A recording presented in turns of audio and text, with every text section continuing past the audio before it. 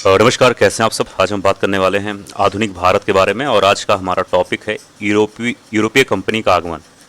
अब आप सभी को, अगर आप लोग हमारा वीडियो को फॉलो करते होंगे तो इस समय पता होगा कि एंशिएंट हिस्ट्री यानी प्राचीन इतिहास का भी वीडियोस आप सभी के लिए लाया जा रहा है। ये videos R O UPPCS special है।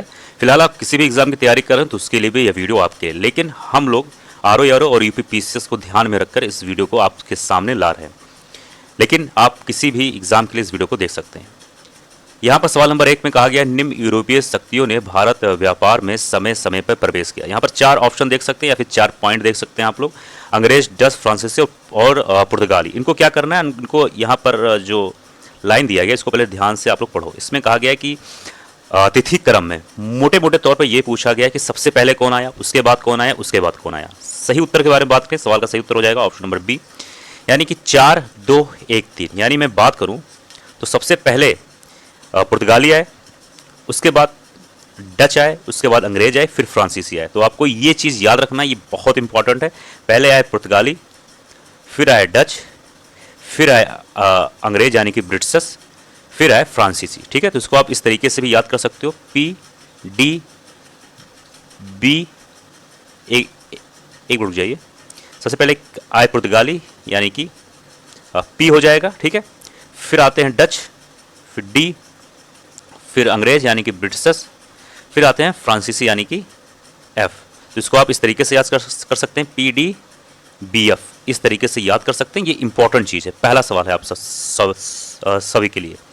सवाल नंबर 2 में आते हैं। इसमें पूछा गया है कि मध्यकाल में सर्वप्रथम भारत से व्यापार संबंध स्थापित करने वाले थे। ये अच्छा सवाल है, इंपॉर्टेंट सवाल है ये भी।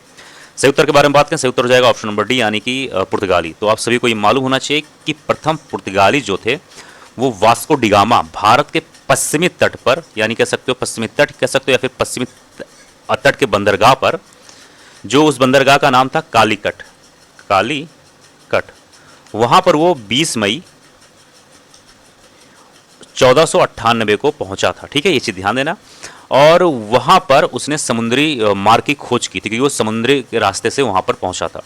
और उस समय जो कालीकट के कह सकते हो कि ये शासक थे जैमोरिन, उन्होंने वास्को डिगामा का स्वागत किया था। तो कभी भी पूछ ले कि कालीकट का शासक कौन था, तो आपको मालूम होना चाहिए उनका नाम था जैमोरिन। वो एक हिंदू शासक थे, तो ये भी आप सभी को मालूम होना चाहिए। बात करें प्रश्न नंबर 3 में, इसमें कहा गया है भारत में पुर्तगाली शक्ति का वास्तविक संस्थापक। ये सवाल काफी इंपॉर्टेंट है, क्योंकि संस्थापक सवाल अलग हो जाता है, वास्तविक संस्थापक का सवाल अलग हो जाता है, और ऐसे सवाल अक्सर पूछे जाते हैं। ठीक है, ये ध्यान देना। तो पूछा गया भारत में पुर्तगाली शक्ति का वास्तविक संस्थापक कौन था। बात करें प्रश्न नंबर 3 के बारे में, पहले आप लोग यहाँ पर ऑप्शन देख लीजिए, ए, बी, सी और यहाँ पर डी। ठीक है, अब प्रश्न नंबर 3 के बारे में बात करें, देखिए इस सवाल का सही उत्तर हो जाएगा ऑप्शन नंबर बी, यानी कि अल्बुकर्क। तो ये चीज ध्यान देना। तो अल्बुकर्क को जो है भारत में पुर्तगालियों का वास्तविक संस्थापक माना जाता है। अब इसके बारे में भी थोड़ा सा हम लोग जान लेते हैं। फरवरी 1510 में बीजापुर के जो शासक थे आदिल शाही सुल्तान से गोवा जो था, वो अल्बुकर्क ने जीता था, और वो उसकी एक पहली महत्वपूर्ण उपलब्धि थी।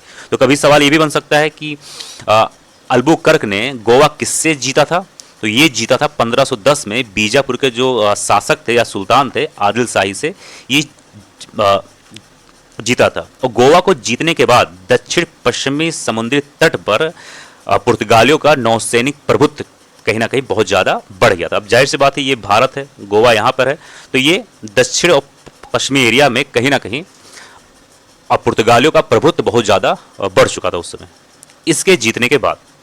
प्रश्न नंबर 4 में कहा गया है कि पुर्तगालियों ने भारत में निम्नलिखित में से किस स्थान पर प्रथम दुर्ग का निर्माण करवाया। सवाल यह भी बन सकता है कि कौन से पहले यूरोपीय थे जो भारत में का प्रथम दुर्ग का निर्माण करवाया था। आप सभी को ये पता होगा कि अगर यूरोप का नाम आता है तो यूरोप में सबसे पहले पुर्तगाली ही भारत आए थे। तो सवाल ये भी बन सकता है कि पुर्तगालियों ने भारत में निम्नलिखित में से किस स्थान पर प्रथम दुर्ग का निर्माण करवाया। और सवाल ये भी हो सकता है कि पहले यूरोपीय कौन थे जिन्होंने भारत में निम्नलिखित में से किस स्थान पर प्रथम दुर्ग का निर्माण करवाया। तो ये चीज ध्यान देना। बात करें प्रश्न नंबर 4 के बारे में, सवाल का सही उत्तर हो जाएगा ऑप्शन नंबर सी, यानी कि कोचीन में। ठीक है, ये चीज ध्यान देना। और ये भी पूछ सकता है कि किसके द्वारा निर्माण करवाया गया था। तो अभी हम लोगों ने बात किया, उनका नाम था अल्बुकर्क।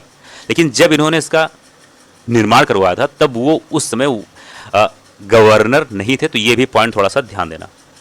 प्रश्न नंबर 5 में कहा गया है कि बंगाल की निम्नलिखित फैक्ट्रियों में से एक जो पुर्तगालियों द्वारा स्थापित की गई वह कौन थी। यहाँ पर 4 ऑप्शन देख सकते हैं, सही उत्तर हो जाएगा ऑप्शन नंबर सी यानी कि हुगली। ठीक है, ये चीज ध्यान देना। और एक यहाँ पर बी में जो नाम दिया गया है चिंसुरा, अगर कभी ये पूछ ले कि ये किसके द्वारा स्थापित किया गया या निर्माण करवाया गया, तो ये डचों के द्वारा निर्माण करवाया गया था।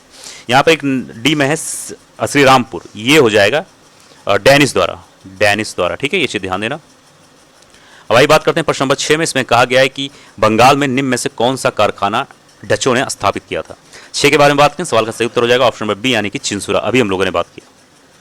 प्रश्न नंबर 7 में कहा गया है कि पांडिचेरी, यानी कि मैं अभी वर्तमान के बारे में बात करूँ तो इसको हम लोग कहते हैं पुडुचेरी, के संदर्भ में निम्नलिखित कथनों पर विचार कीजिए। यहाँ पर 3 पॉइंट है, point number 1, point number 2, point number 3। अब तीनों पॉइंट को हम लोग पढ़ेंगे और ऑप्शन जो नीचे दिए गए हैं उस अनुसार हम अपना उत्तर देंगे। ठीक है, तो पॉइंट नंबर 1 में कहा गया है कि पांडिचेरी पर कब्जा करने वाली पहली यूरोपीय शक्ति पुर्तगाल थी। दूसरा है कि पांडिचेरी पर कब्जा करने वाली दूसरी यूरोपीय शक्ति फ्रांसीसी थी। तीसरा है अंग्रेजों ने कभी पांडिचेरी पर कब्जा ही नहीं किया।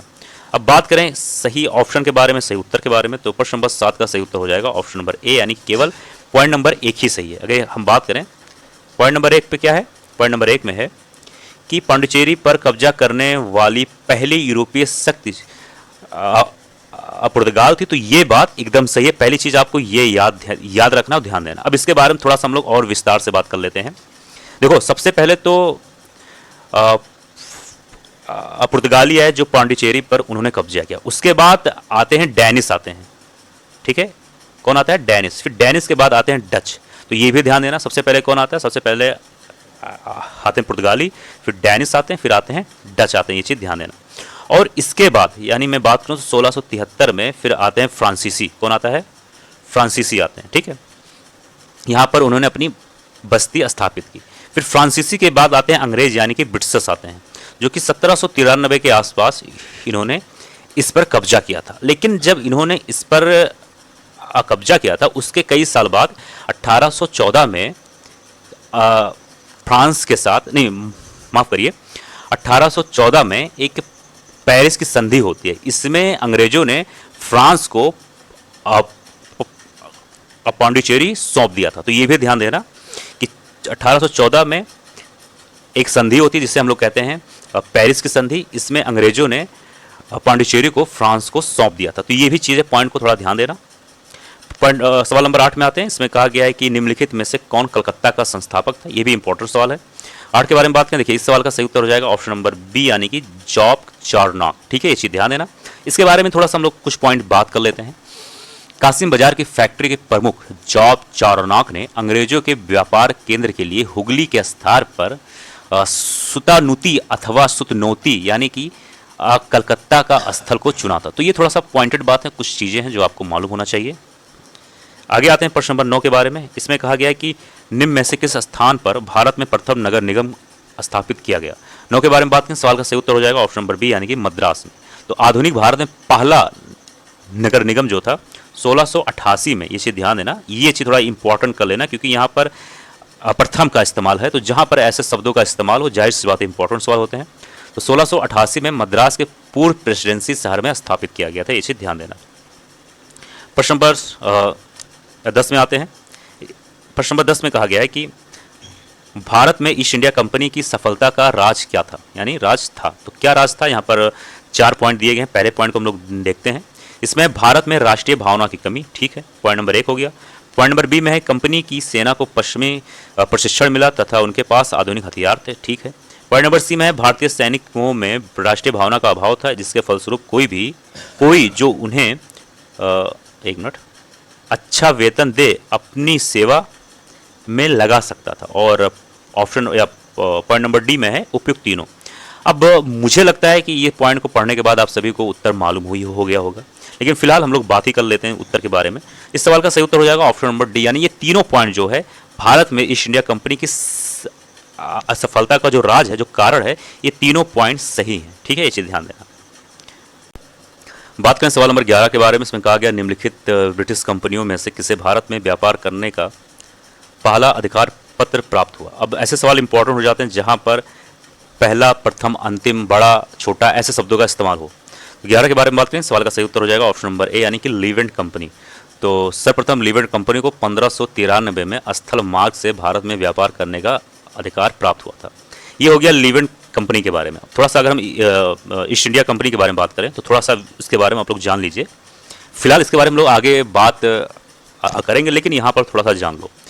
31 दिसंबर 1600 को महारानी एलिजाबेथ प्रथम ने the governor and company of merchants of London trading into the East Indies को समुद्री मार्ग से ईस्ट इंडीज के साथ व्यापार करने का पहला अधिकार पत्र प्रदान किया था तथा इसी के साथ ब्रिटिश ईस्ट इंडिया कंपनी का आधिकारिक रूप से गठन हुआ था। तो ये चीज़ भी थोड़ा सा ध्यान देना। तो दोस्तों, यह था आज का वीडियो। मुझे उम्मीद है वीडियो पसंद आएगा। मिलते हैं अगले वीडियो में। जय हिंद, जय भारत।